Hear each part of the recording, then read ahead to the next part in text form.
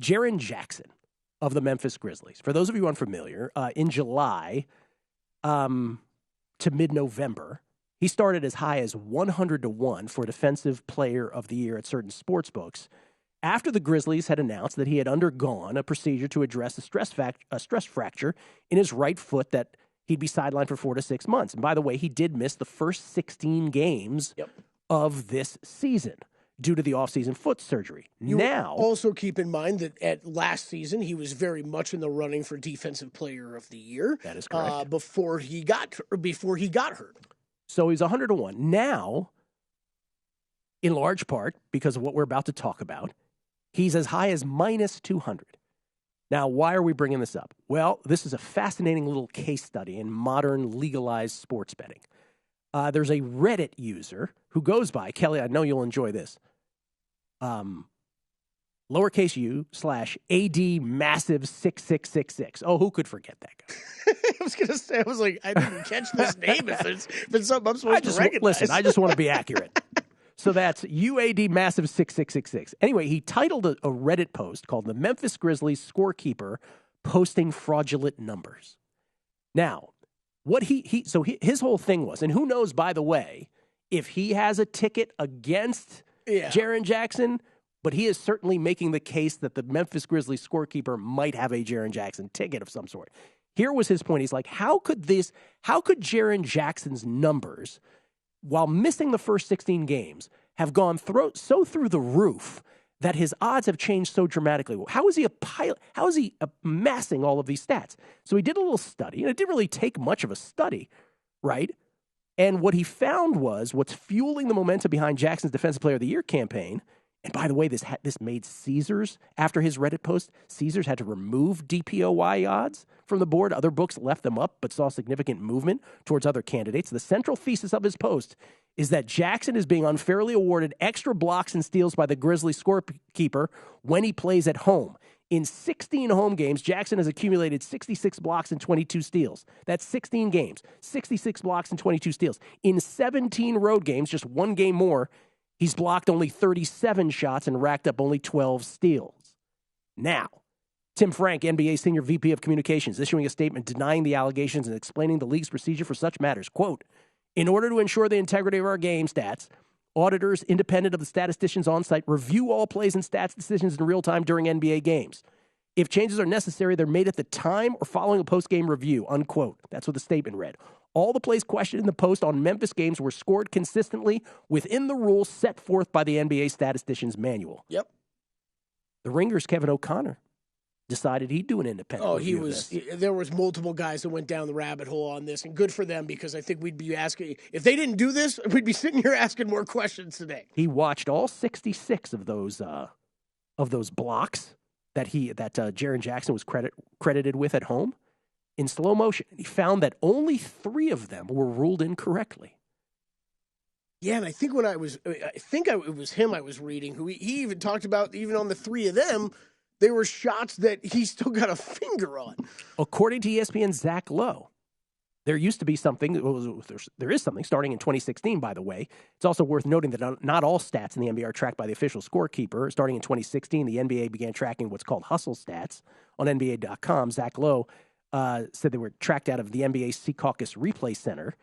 Right. Those numbers also show a disparity in Jackson's performance at home and on the road. In Memphis, for instance, Jackson's averaging 11.9 contested shots and 1.9 deflections per game. Everywhere else, 10 contested shots, 1.3 deflections. And they should. So that's where... So that supports the idea that Jackson is a better defender at home than on the road. I know it is... we were talking about this a bit last night, but it is... Do I understand why this Reddit guy is going to where he's going? I do. I do. Yeah. Because the stark difference in how Jaren Jackson plays at home versus on the road is amazing, but it's been backed up now by people watching the film that these are all the correct calls. And also, this guy, it's not a high school basketball game. It's not one guy at the table that's making up every stat. You know, there are guys back at the NBA office that are changing these things. That's why some of us that bet NBA props, we get upset when a stat is corrected after the game, or maybe even the morning after. You'll see that sometimes. Well, everything you're saying is right. I mean, so it makes sense why this person on Reddit, and good for them, by the way, if they have the ticket or not, whatever, right? He put a lot of effort into this. Put a lot of effort to it, did it very systematically, and was sort of hypothesizing, like, look, hey, it could be that he's just a better player at home than on the road, but hey, maybe the scorekeeper has something, at stake here. Anyway, by the way, the Grizzlies also have the NBA's #1 defense, it should be pointed out. So, it makes sense why he was sospechoso, why he was suspicious about it. I don't know why I just went Spanish there. It makes sense. And then it also makes sense that you had some quote unquote independent studiers who say, hey, this is because really from a metric standpoint, it makes no sense why a guy would be better at home than he would be on the road. None whatsoever. This is not like you'll hear sometimes the whole, he shoots better at home because of the friendly rims and stuff. No, we're talking steals and blocks. I mean, you're looking at him right now on the screen if you're watching at VSiN.com. 4.2 blocks per game at home versus 2.2 on the road. Blocks are a pretty clear stat to measure. Well, we always joke about it, like he's really trying harder at home than he is on the road. Like, by the way, there's always been nebulous stats. Assists particularly are nebulous, right? Yes. Supposed to be the guy who throws the ball to a guy who then immediately scores. Rebounds even sometimes. Blocks and steals are a little more concrete than that. Anyway, the bottom line of this also it always is this. The betting implications. Why does any of this matter? It doesn't matter to a Grizzlies fan because it's a guy playing for your team that's just accumulating stats. Who cares how much he has towards a victory or a loss? But it matters, obviously, for your daily prop bets, your nightly prop bets. If you keep that in mind, if it's not adjusted in your books, if Jaren Jackson's playing a home game versus a road game, I don't know if this is a thing or not, but just keep in mind that the scorekeeper, if you believe the Reddit guy, might score it one way, or if you believe the other people, hey, he's just better at home. I mean, it's a very strange thing. Defensive player of the year, as we talked about. It obviously has huge implications for people who have Jaren Jackson tickets and those who don't. And by the way, let's say it gets later in the season, and I haven't checked the Grizzlies schedule, Kelley, but what if they have more home games or fewer home games down the stretch? Could it affect who you bet on based on that for Defensive Player of the Year, based on what the percentage of games are home or road down the stretch? And then the biggest thing is fantasy, daily fantasy, where there's like $1 million prizes.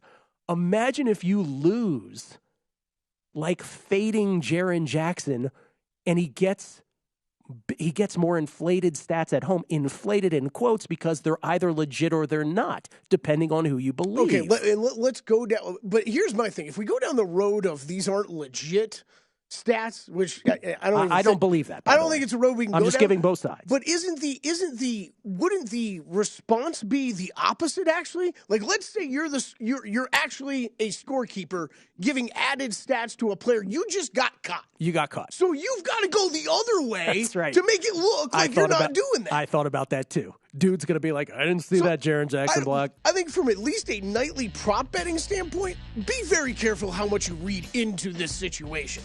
Because I don't really think anything's going to change. We just wanted to present both sides of this because it's a fascinating little case study. Now that betting has become legalized, and remember the NBA's in bed with these books, every little thing has to be kosher. So good on the Reddit user for bringing it up. I think it's a fascinating conversation. Great breakdown by Adam Burke at VSiN.com. Go read it. Go to VSiN.com/subscribe to become a VSiN Pro subscriber today.